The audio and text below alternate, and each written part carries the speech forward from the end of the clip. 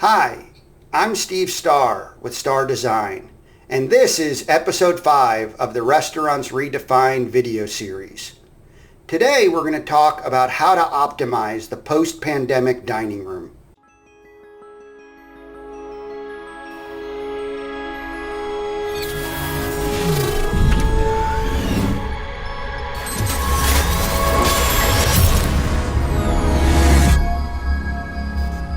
So when we look at micro-social dining spaces, what we're talking about is ways to break up a large dining room into smaller spaces.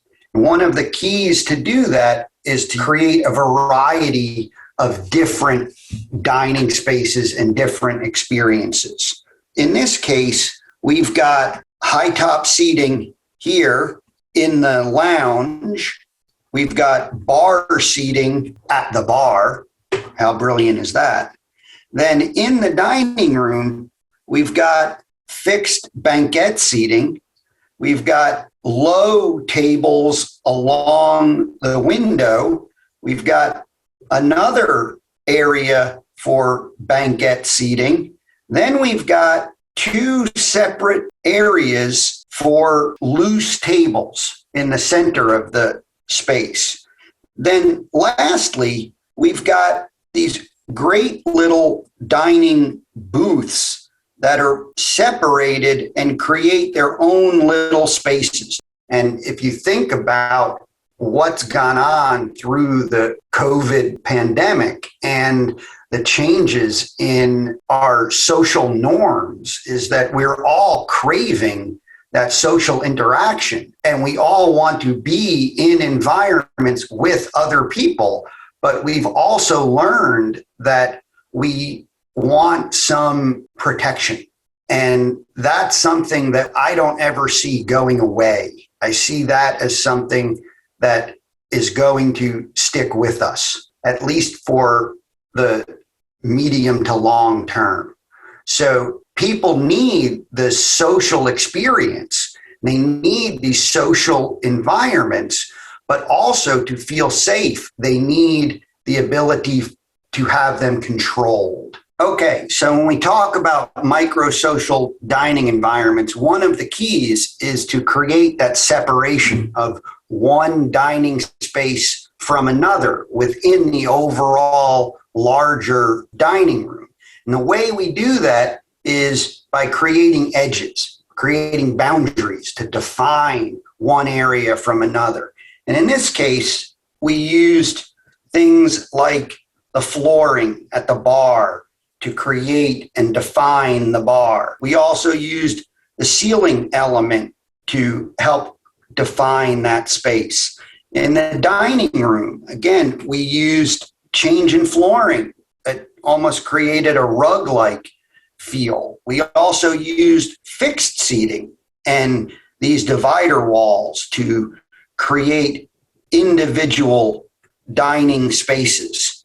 And same time, we used things like lighting over a table to help define that this is the area that defines this specific dining area. And looking at this other view, we see how we've used the banquette or wall bench along here and that divider wall to help separate these tables from the tables in the middle. And then we've used, again, the booths with the kind of semi-translucent divider walls to separate this dining space from this dining space. And then in the center, we've changed the ceiling area so that this dining space is clearly separated from the perimeter dining spaces. And then again, used lighting over the tables to define each table as a separate micro-social dining experience. Okay, so when we look at our restaurant example and we look at the number of tables as it relates to the number of seats, it's very simple. We have 9 two-tops or deuces, which gives us 18 seats. We've got 19 four-tops, which gives us 76 seats. Then we've got 10 bar stools, which gives us another 10 seats. So what we've got is a total of 104 seats. And we've got a total of, in this case, 38 dining opportunities. If we take out the bar and we look at this, what we really have here is 28 different dining opportunities, 28 tables. So if we look at this in terms of seating count and the old-fashioned way of looking at party size and how you would seat this, we would take that 94 seats, we would divide it by 4, and that would give us at most 24 tables. When I first got into this industry, that's the way everybody looked at full service restaurants, that the majority of the diners were a party size of 4 people because your nuclear family was 4 people. Look at the difference. We now have 4 more opportunities to seat people when we look at true table count than we do looking at overall seating count. The next characteristic of looking at table utilization is to make sure that every table is considered a good table. One of the key ways to do that is to address dining psychology and psychology of seating.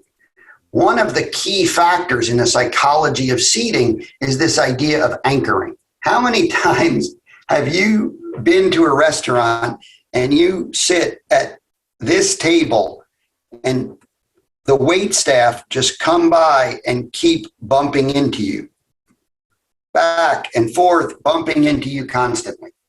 Or you sit at this seat and the diners and the wait staff going this way and going this way keep bumping into you. To me, that's one of the worst possible experiences you can have in a restaurant. So one of the key ways we help to avoid that sense of either being bumped into or even the concern of being bumped into is this idea of anchoring. There's a lot of different ways we can do it. In these tables here, these are out in a major aisleway all along here. So the way we've anchored them is through the use of high top tables. They are now higher than your normal table. So that height helps anchor you from that major traffic aisle. Another way to anchor people is through putting tables up against a wall.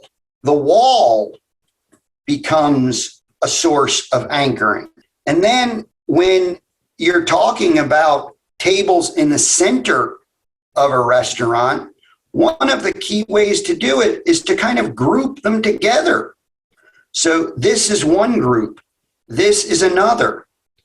So grouping is a key aspect of anchoring. And also when we're talking about tables in the middle of a restaurant, another key aspect is to use party size. So when we use party size, if you're looking at an 8-top table, or if you're looking at a 6-top table, that larger table kind of anchors itself. That mass creates anchoring. Another opportunity for anchoring that you see used here is the idea of fixed seating. The booths and the banquettes, these, by their nature, help create a sense of anchoring. So those same things that we talked about that create that micro-social environment, that those edges, they also help to create a sense of anchoring. So that helps allow us to create better used tables so that nobody feels like they're sitting at a poor table. The last, and probably again, one of the most key aspects of table utilization is allowing for a variety of table sizes and a variety of table experiences. So as you can see in our example, we've got high top fours. We've got bar seating for your single diners or your couples. In this case, we've got loose tables that can be moved together to create larger parties. And then along here, we've got these great deuces or two tops that are anchored along your banquettes. And again, these opportunities here with these deuces can be used in a variety of different ways, again, to create larger parties by grouping the smaller tables. That really increases the flexibility and allows for the ability to serve multiple size parties and to better utilize every single seat in the restaurant. Because remember, in order to accommodate the off-premise business, outdoor dining business, and dine-in business, we've had to shrink the dining room a little bit. So in order to gain all the revenue we possibly can, we really have to utilize every single seat, every single table in the restaurant to its maximum potential. By doing these three things and creating these micro-social environments, we create a dining room that is really, really well utilized, and every single table, every single seat counts.